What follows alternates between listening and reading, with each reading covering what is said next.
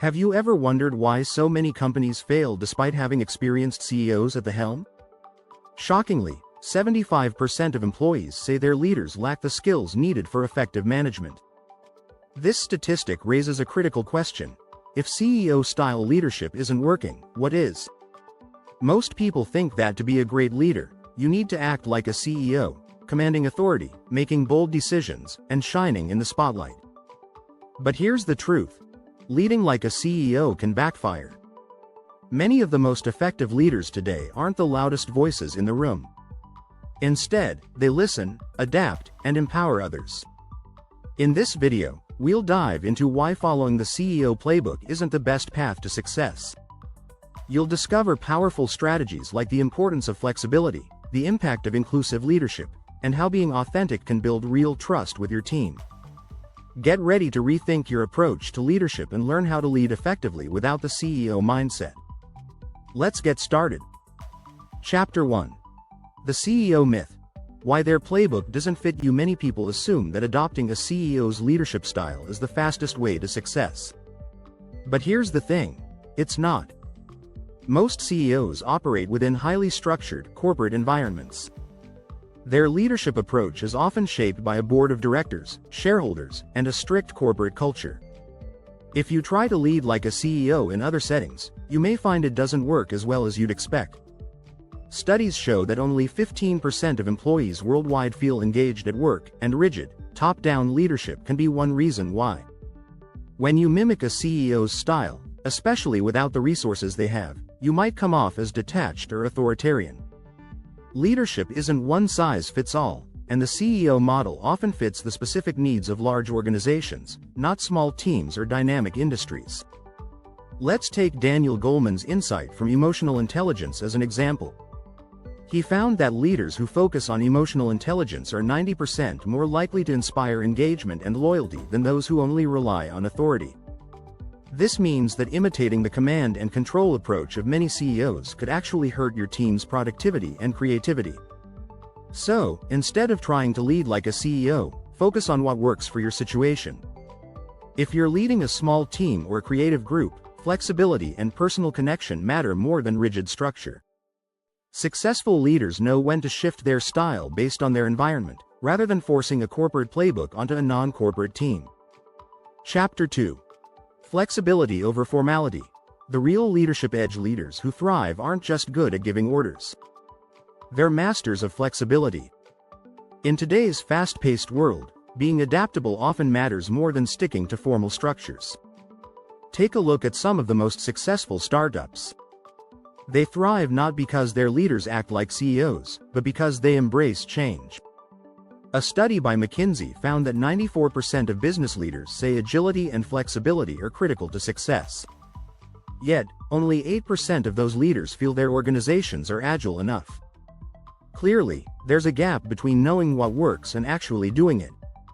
If you're always trying to mimic a CEO's formal processes, you might miss out on opportunities to pivot and adjust to new challenges. In smaller teams or fast-changing industries, sticking rigidly to a top-down approach can slow you down. Flexible leadership, on the other hand, allows you to be nimble and responsive, which is key in environments where things are constantly evolving. Author Malcolm Gladwell, in his book David and Goliath, talks about how underdogs often succeed by breaking the rules rather than following them. Similarly, leaders who embrace flexibility instead of rigid CEO-style formality are often more innovative and effective. The takeaway? If you want to lead successfully, especially in non-corporate environments, let go of formalities. Focus on adapting to the needs of your team and the challenges in front of you, instead of sticking to a CEO-style playbook. Flexibility isn't just a nice to have, it's essential to modern leadership. Chapter 3. Empathy versus efficiency. The emotional intelligence dilemma. Many CEOs prioritize efficiency over emotional intelligence, but research shows this can be a major mistake. According to a report from Harvard Business Review, leaders who demonstrate high emotional intelligence have teams that are 20% more productive than those who don't. Empathy plays a huge role in building trust and loyalty among your team, and it's something that's often overlooked in corporate-style leadership. When you focus only on results, you can miss the human side of leadership.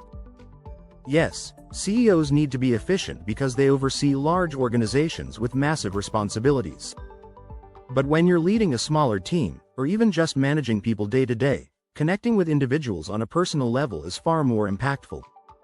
Simon Sinek, in his book Leaders Eat Last, highlights how empathy is a critical trait for leaders.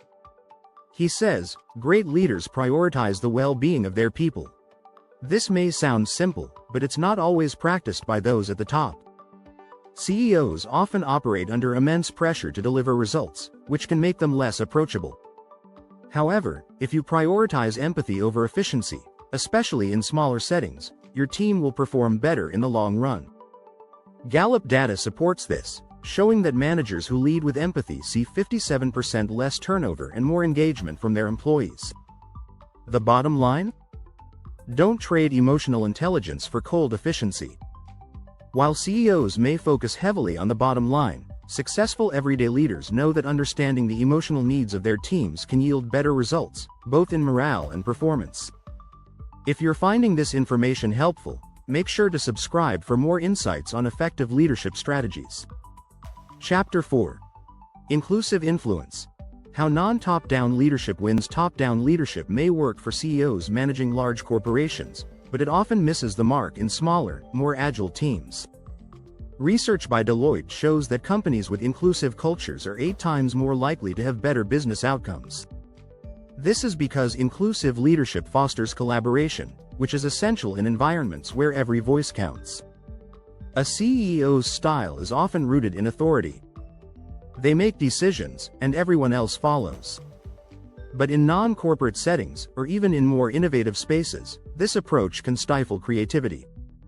When you create an inclusive environment, where everyone feels heard, you unlock the collective intelligence of your team. Brené Brown, in her book Dare to Lead, stresses the importance of vulnerability and openness in leadership. She says, "Leaders must either invest a reasonable amount of time attending to fears and feelings, or squander an unreasonable amount of time trying to manage ineffective and unproductive behavior."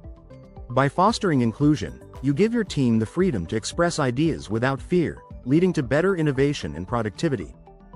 A study by Harvard Business Review also supports this. It found that teams with inclusive leaders are 17% more likely to report that they are high-performing. This kind of leadership is about influence, not control. It's about leading from within the group, not from above.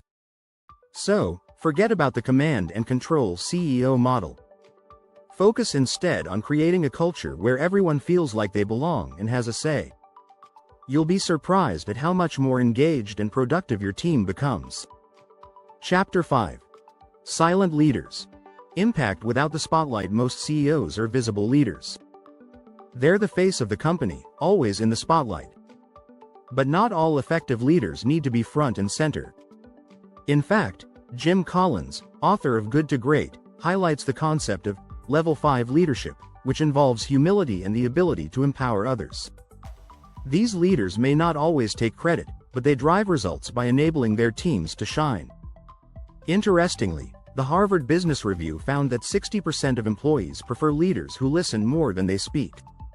Silent leaders focus on elevating their team rather than themselves.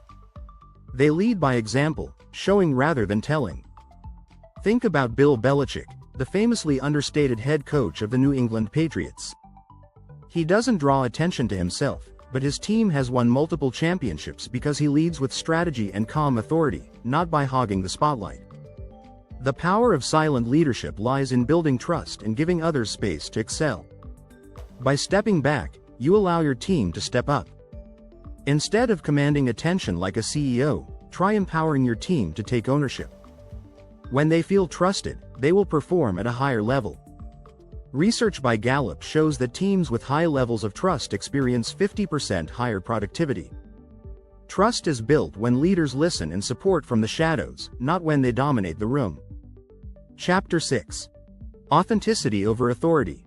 Building trust, not titles. Authentic leadership is one of the most effective ways to build trust with your team. It's not about holding a title or wielding authority, but about being genuine. A study from Cornell University found that authentic leaders are 43% more effective at fostering a positive work environment. When you are real with your team, they are more likely to trust and follow you. Many CEOs rely on their authority to lead. Their title alone commands respect. But outside of the corporate world, you often don't have that luxury. You have to earn your team's respect through honesty, integrity, and transparency. In The Truth About Leadership, James Kozes and Barry Posner argue that credibility is the foundation of leadership. It's not about what position you hold but how you show up every day. Take Howard Schultz, former CEO of Starbucks. He built trust with his team not through power but by staying true to his values. He was known for showing genuine concern for his employees, even offering healthcare benefits to part-time workers. This authenticity made his leadership more impactful than just wielding corporate authority. The key is to be yourself, not to act like you have all the answers. Adam Grant, in his book Give and Take, mentions that authentic leaders build stronger, more resilient teams because they are open about their own limitations and willing to learn. When you lead with authenticity, people are more likely to follow you, not because they have to, but because they want to. In fact, PwC's Global CEO Survey showed that 59% of employees say that they value working for a leader who is transparent and real. This is the opposite of leading with a CEO mentality, where authority rules over authenticity. Being relatable and honest beats having a fancy title any day.